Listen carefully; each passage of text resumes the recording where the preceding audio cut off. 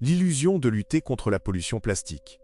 Même si nous arrêtions la production de plastique aujourd'hui, même si la dernière bouteille en plastique que nous jetons aujourd'hui, elle va rester dans nos océans pendant au moins 400 ans.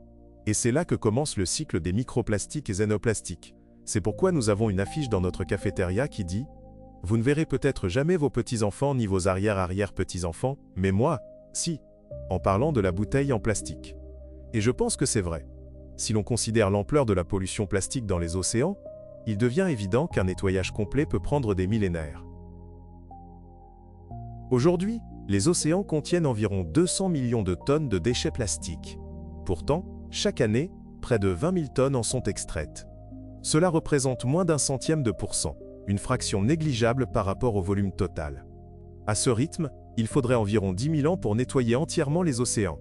Et ce, uniquement si nous empêchions tout déversement de plastique dans les océans dès aujourd'hui. Les plastiques pénètrent actuellement dans l'environnement à un rythme bien supérieur à notre capacité à les éliminer ou à traiter ces déchets. Supposons que l'humanité réalise une percée technologique majeure.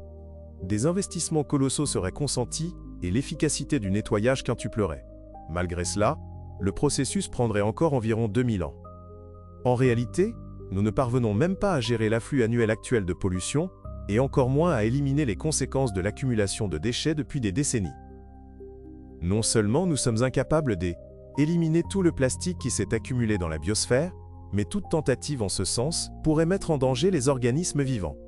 Certaines organisations ont lancé des initiatives pour collecter les déchets, notamment les zones mortes et les amas de débris. Elles collectent également des dépôts de sable. Vous savez, les organismes ne quittent plus que les 15 premiers centimètres de la couche superficielle de l'océan. Ces organismes utilisent donc ces matériaux artificiels comme terrain de chasse, de nidification ou d'alimentation, où ils déposent leurs œufs. En éliminant tous ces plastiques, on élimine également tous ces organismes.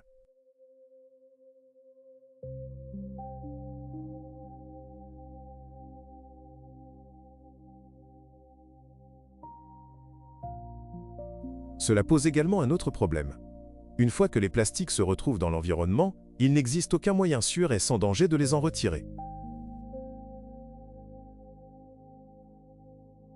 De plus, une part importante des plastiques s'est déjà décomposée en microparticules et nanoparticules qui se déposent désormais sur les fonds marins, dérivent dans la colonne d'eau, pénètrent dans le corps des organismes marins et s'intègrent au cycle global de la matière. Ces particules ne peuvent être capturées ni par des filets ni par une collecte manuelle. Cela signifie que le simple retrait mécanique des plastiques de l'environnement est insuffisant. Même dans le scénario le plus optimiste, cela ne résoudra pas le problème. Il ne s'agit plus de simples débris à ramasser, mais de nanoparticules chargées électrostatiquement. Ces nanomatériaux sont déjà présents dans tous les êtres vivants de la planète. Et même si nous parvenions à retirer chaque bouteille en plastique et chaque emballage de l'océan, une question demeurerait.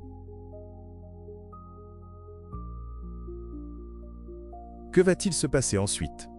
Nous ne disposons toujours pas d'une méthode sûre pour éliminer les montagnes de déchets plastiques que nous accumulerions. Partout sur la planète, des déchets mal gérés jonchent les sols et s'entassent dans des décharges sauvages. Certains déchets sont incinérés, parfois industriellement, dans des incinérateurs dont l'équipement en filtre est à misage et parfois insuffisant pour retenir les substances chimiques potentiellement libérées. Les déchets plastiques sont brûlés à ciel ouvert dans des pays qui n'ont pas les moyens de se doter d'installations de gestion des déchets adéquates pour traiter les déchets plastiques qui leur sont exportés. Une partie de ces déchets est ensuite intégrée à des systèmes de gestion des déchets dits reconnus, qui peuvent inclure l'enfouissement dans des décharges, avec le risque de nouvelles contaminations à l'avenir, ou l'incinération dans des incinérateurs industriels. Cependant, selon la gravité de l'incident, des inquiétudes subsistent quant à les émissions de ces incinérateurs posent problème. Brûler du plastique, que ce soit dans des feux de jardin ou dans des incinérateurs industriels, ne résout rien. Cela ne fait que le transformer en une forme plus dangereuse. Chauffés ou brûlés, les gros objets en plastique se décomposent en micro- et nanoparticules qui se dispersent dans l'air, se déposent sur les surfaces et se retrouvent dans l'eau et le sol avec les précipitations. La disparition apparente du plastique dans les flammes est une illusion. La combustion accélère considérablement la fragmentation du plastique en particules infimes, jusqu'aux microplastiques et nanoplastiques qui représentent le plus grand danger pour la santé humaine. Ce sont précisément ces particules chargées électrostatiquement qui peuvent pénétrer profondément dans l'organisme, notamment dans le cerveau et d'autres cellules, où elles déclenchent de nombreuses maladies.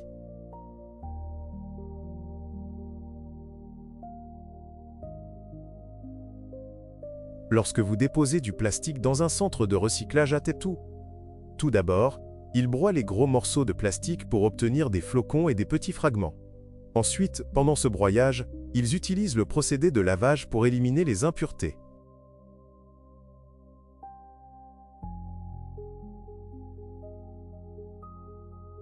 Matériel. On perd une très grande partie, voire une énorme proportion de la masse totale.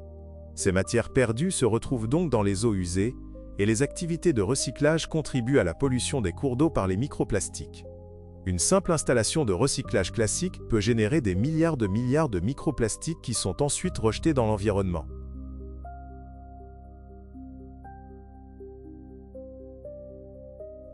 Que ce soit pour les eaux usées ou les cours d'eau. Malheureusement, je constate que certaines solutions présentées comme telles ne sont pas toujours testées ou éprouvées avant leur commercialisation, ce qui peut entraîner des conséquences imprévues. La pyrolyse. À première vue, cela ressemble à un miracle technologique. On prend des déchets plastiques, on les chauffe à 800 degrés Celsius en l'absence d'oxygène et on obtient du combustible. Au lieu de montagnes d'ordures, on obtient du gaz, du liquide et un léger résidu de carbone. Prometteur, non? Mais cette technologie a un revers, invisible et bien plus dangereux. Lors de la décomposition à haute température, le plastique ne disparaît pas simplement. La pyrolyse s'accompagne des émissions de dioxine et de furane, parmi les substances les plus toxiques de la planète. Elles sont cancérigènes, perturbent le système endocrinien et peuvent s'accumuler dans les tissus humains.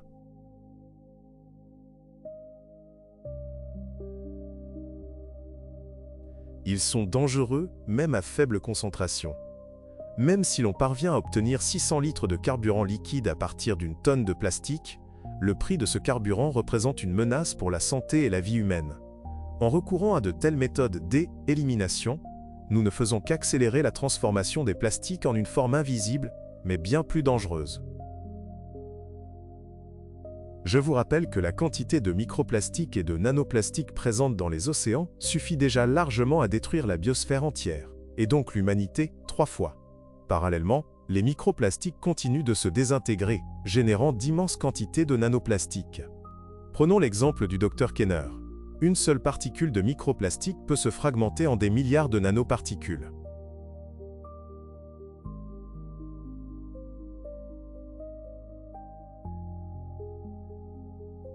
Avec d'innombrables microplastiques déjà présents partout et se fragmentant sans cesse en particules toujours plus petites, ce processus alimente la destruction de l'humanité et de tout ce qui nous entoure. Aujourd'hui, nombreux sont ceux qui profitent de cette crise en inventant toutes sortes de méthodes censées éliminer les microplastiques de l'organisme. Et certains sont prêts à débourser des sommes considérables pour ces traitements.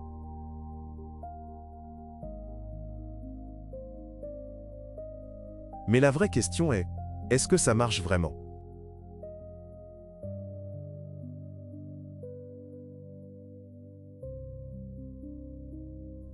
Aujourd'hui, dans le domaine de la santé et même dans certains cercles scientifiques, les discussions se multiplient autour des méthodes supposées d'élimination des microplastiques du corps humain. Diverses approches sont mises en avant, notamment la plasmaphérèse, l'hémosorption, les dispositifs de filtration mécanique, les adsorbants alimentaires et les compléments alimentaires dits naturels censés détoxifier l'organisme. À première vue, tout cela semble plausible. Si le corps contient des substances toxiques, il faudrait les éliminer. Mais en réalité, ces méthodes ne résolvent pas le problème. Je ne crois pas qu'il existe de techniques scientifiquement prouvées pour filtrer les microplastiques du sang. Ils se déposent directement dans les organes et on ne peut pas les éliminer en envoyant le sang dans une machine de filtration. Les nanoplastiques ont déjà pénétré à l'intérieur des cellules humaines. Ils ne circulent pas simplement dans le sang, comme un intrus indésirable qu'on pourrait facilement éliminer. Ils font désormais partie intégrante du milieu intérieur de l'organisme. Certes, on peut purifier le sang avec des adsorbants ou filtrer le plasma. Mais quelle est la réelle efficacité de telles procédures? nous avons lancé cette production de plastique et l'utilisation de ces matériaux, ce qui a de nombreux effets positifs.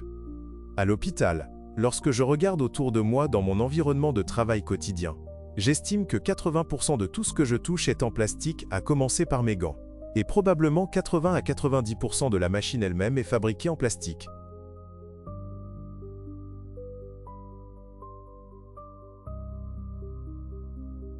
Et c'est un point très important pour les soins de santé. De plus, les solutions utilisées pour les procédures de purification du sang contiennent elles aussi du plastique. Quand on tombe malade, vous allez probablement à l'hôpital pour recevoir des soins et on vous administrera des solutions, notamment des perfusions. On vous injectera quelque chose dans l'oreillette, puis on transférera des liquides d'une poche élastique vers votre système sanguin. Ces solutions intraveineuses contiennent au moins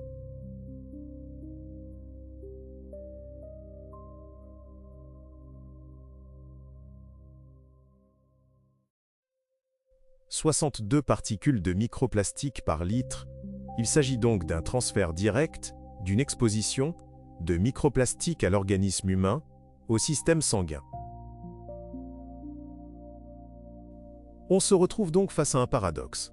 On utilise du plastique pour tenter d'éliminer les conséquences de sa propre pollution.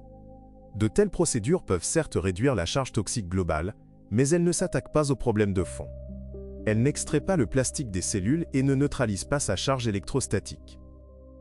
Ces méthodes ne rétablissent pas les voies de signalisation perturbées et ne protègent ni le cerveau, ni le système immunitaire, ni les mitochondries. Chacun est libre d'essayer ces méthodes, c'est son choix personnel.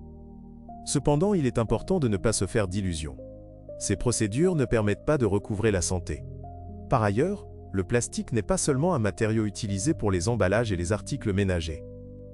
Il constitue la base de l'industrie moderne, de la santé, des transports, de l'électronique, de la construction et même des technologies spatiales. C'est le deuxième matériau le plus répandu sur Terre après le béton, ce qui explique son omniprésence.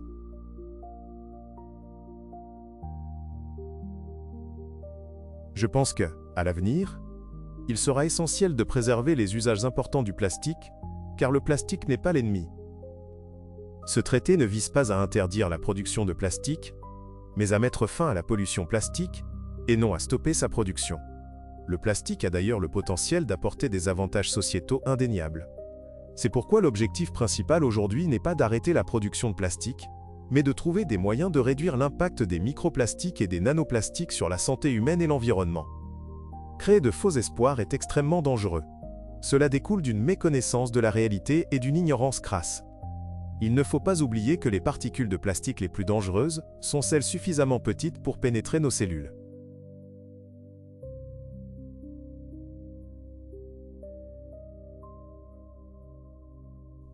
Une fois que les microplastiques et les nanoplastiques pénètrent dans nos cellules, ils ne peuvent être ni filtrés ni éliminés.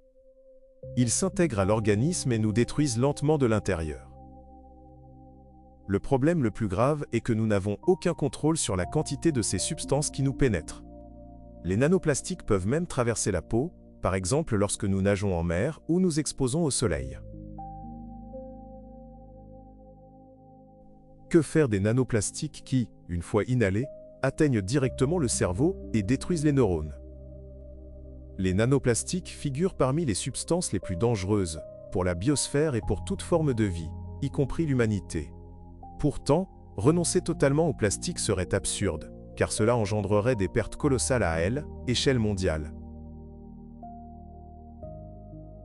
Les polymères synthétiques, notamment les plastiques, constituent la base d'innombrables industries modernes, de la médecine et des nanotechnologies à électronique flexible, aux dispositifs neuromorphiques pour l'IA, aux structures aérospatiales, à l'industrie automobile et à la construction. Leur polyvalence, leur facilité de mise en forme et de transformation, leur compatibilité avec d'autres nanomatériaux et leur capacité d'adaptation à grande échelle en ont fait le fondement de notre progrès moderne. La solution n'est donc pas de éliminer les plastiques, mais de faire en sorte qu'ils ne constituent plus une menace pour la vie. Et la véritable voie à suivre commence par une compréhension précise de ce qui rend les nanoplastiques si dangereux.